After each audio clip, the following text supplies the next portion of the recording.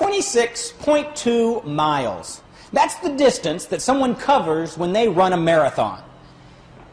You would have to be nuts. You would have to be a little cuckoo to run a marathon. Well, meet Mr. Nuts, Mr. A Little Cuckoo, and I'm no Iron Man. There was some serious pain in preparing to run and in running a marathon. But there's also some serious pain in being married to a woman who's run 3. Being the Teletubby sidekick to the little engine that could is no fun. It gets old quick. The powerful concepts that I used to attack the goal of running a marathon can be applied to every aspect of business, to every aspect of life.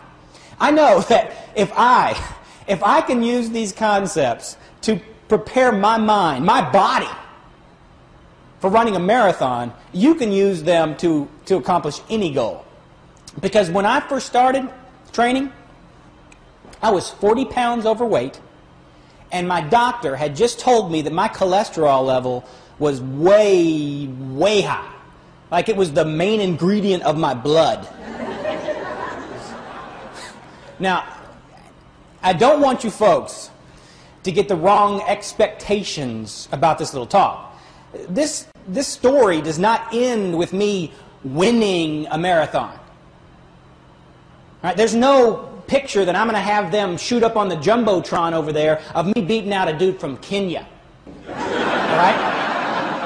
Them Kenyans have got marathon game.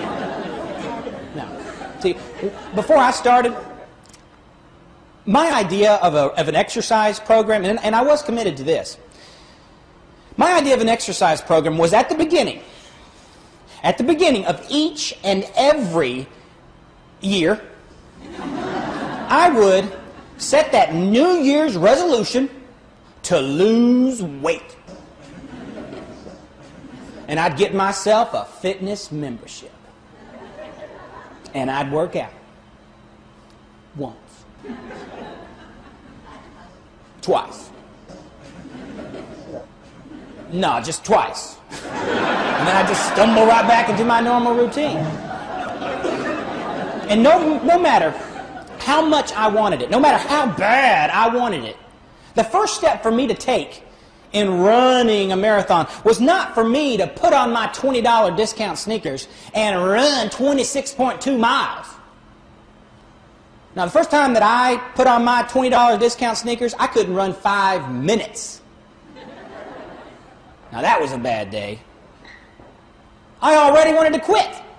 Here I had committed to running a marathon, running 26.2 miles, and I already wanted to break that commitment. I realized right then, if I was going to stay committed to the goal, if I was going to continually take steps towards the goal, I was going to need to continually remind myself about why running a marathon was important to me. I needed to dig into the benefits. And so I started to study what propels people to act. And I came to realize that everything we do, consciously and often unconsciously, everything we do because we believe that the perceived consequences of those actions will be us feeling a mixture of what I call the 6 P's of progress. Pleasure, peace of mind, profit, prestige, pain avoidance, and power. I use these 6 P's of progress to sell the most important person in my life on running a marathon. Me. I'm thrilled to be able to stand up before you today here and say, I'm a marathon runner.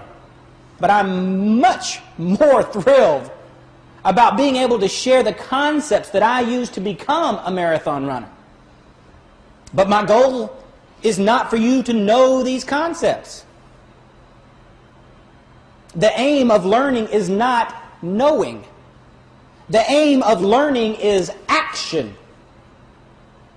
It is my goal that you will take these concepts and you will do, that you will act. There's an old English proverb that says, the shortest answer is doing. It is my goal that you will take these concepts and create strong resolve and empower progress towards your goals. In a networking situation, we make a much more powerful impression, a much more memorable impression when we focus on being interested rather than trying to be interesting. The key is to turn people on to us by tuning in to them. We need to make our goals big and fat. And that's not F-A-T, that's P-H-A-T.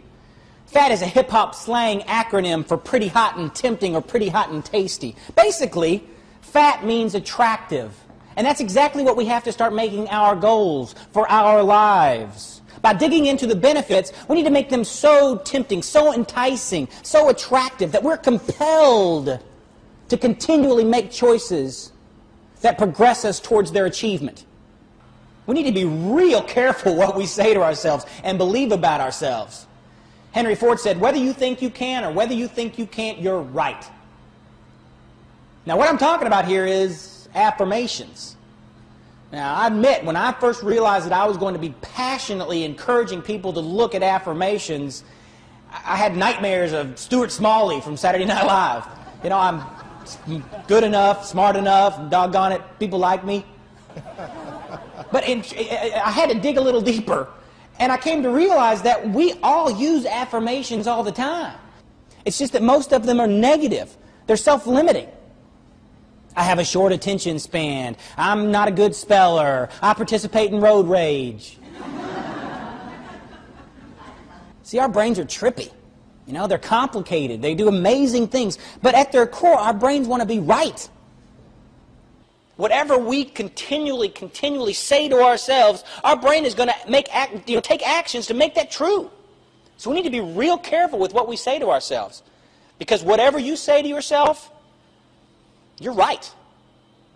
The 3 keys to diving for referral pearls, to cultivating powerful referrals, are number 1, you got to be buzzworthy.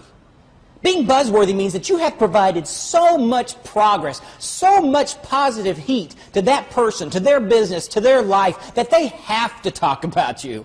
They are compelled to talk about you, that you are worthy of buzz. The second key is to offer quality referrals. We know exactly how we'd like to receive referrals. Instead of telling a client how we'd like to receive referrals, show them. Give them a referral exactly the same way you'd like to get them. Slam dunk it for them.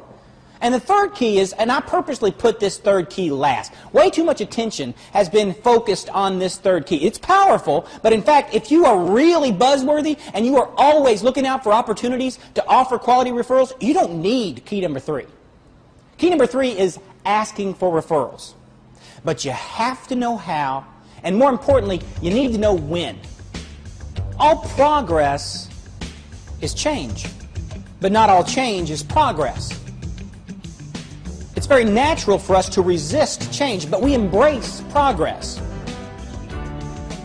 Will some of the steps that you and your company need to take to reach those goals, to break through those milestones, to cross that finish line, will some of those steps be painful?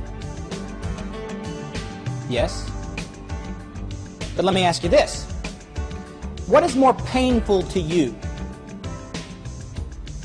Discipline or regret?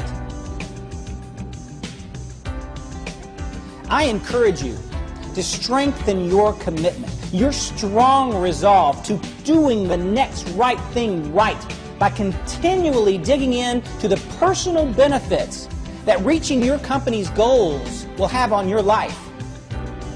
Shakespeare said, strong reasons make strong actions. Develop strong reasons. Take strong actions. I could sum it up in 2 words, and I leave you with this. Be progress. Thank you.